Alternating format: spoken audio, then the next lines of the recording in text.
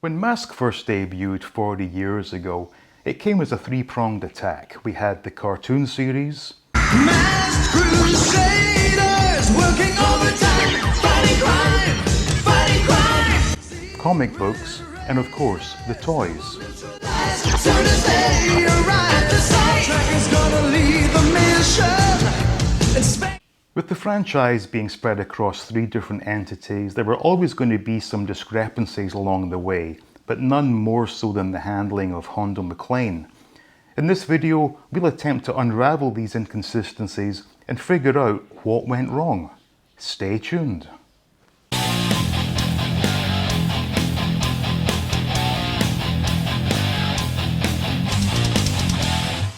Welcome back. Now, the M.a.s.k toy line ran from 1985 until 1988 and can be broken down into four distinct waves. Waves 1 and 2 featured the vehicles we saw in season 1 of the cartoon, which encompassed a whopping 65 episodes.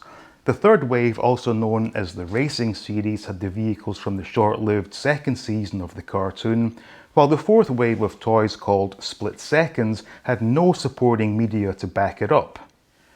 In the toy world, Hondo MacLean first appeared packaged with the Firecracker pickup truck. This is a truly fantastic toy from the 80s that features a bright orange pickup truck complete with detachable motorcycle, and it transforms into a high-platformed attack vehicle. Hondo came with his Blaster 1 M.a.s.k and looks exactly like he does in the cartoon. The problem, though, is that the intro for each episode of the cartoon shows Hondo wearing the Blaster 2 M.a.s.k. Now, in the cartoon, it wouldn't be until episode 31, called The Deadly Blue Slime, that we would finally see Hondo wearing the Blaster 2 M.a.s.k. To add further confusion, the intro to the cartoon features Hondo driving the Hurricane, which was a jazzy-looking Chevy Bel Air, but the Hurricane wouldn't feature in the cartoon until the 29th episode, called A Matter of Gravity.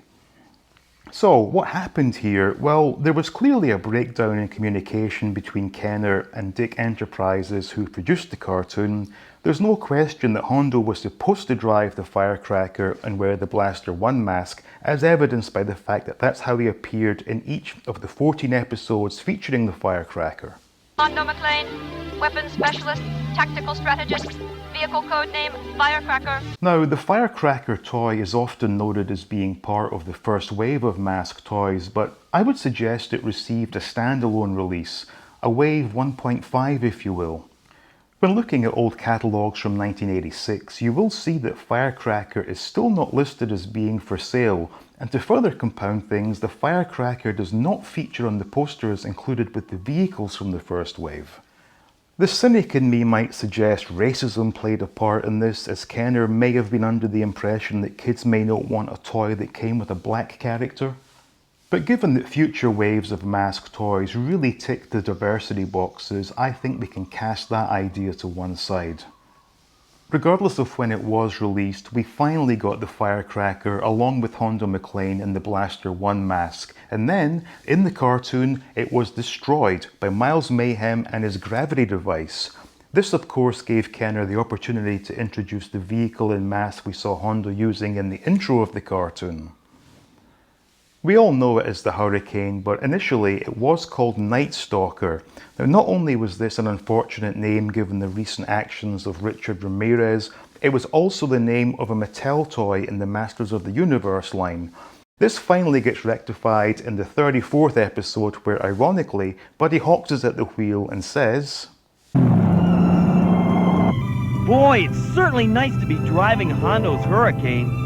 So, now that we have Hurricane with Hondo in the Blaster 2 M.a.s.k, does that mean that the cartoon and the toy line are now in sync? Almost, but not quite.